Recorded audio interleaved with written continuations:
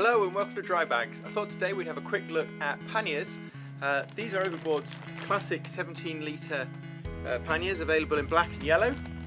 And I thought we'd quickly look at what's in the bag, how they fit on the bike, and look at some of their cool features. So what's in the pack? Well, it comes with a card backer here, which you then velcro inside the bag, and this helps keep its shape and body. So inside the bag are two velcro tabs that velcro to either end of this.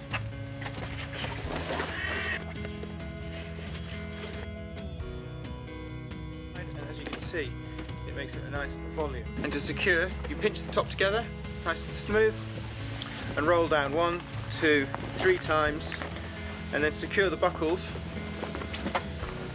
down the sides.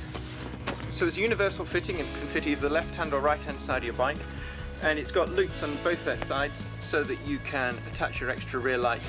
Now we're going to have a quick look at how it fits on a pannier rack. So on the back of the bag you've got 2 clips here which hook over the top bar of that, and one further down which you adjust with a 3mm Allen key. I tend to push it all the way to one side so that it hooks around the back of this bar here. You simply hook the 2 top clips over the top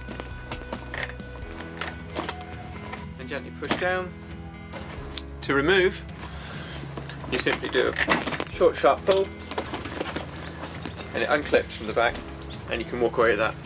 Now the VeloDry bag, the larger 25 litre one, comes with a shoulder strap. These ones don't. They've got a Kanzi carry handle, which is perfectly alright if you're walking from, where you've parked the bike into the office or something like that. If you're going to be hauling one around, going on a shopping trip or something, we recommend the VeloDry. It takes a larger load, it's got a few more features on it. So to conclude, we highly recommend these panniers. They're great value for money, it's always going to keep your kit dry. Great for the commute, great for little adventures on the bike.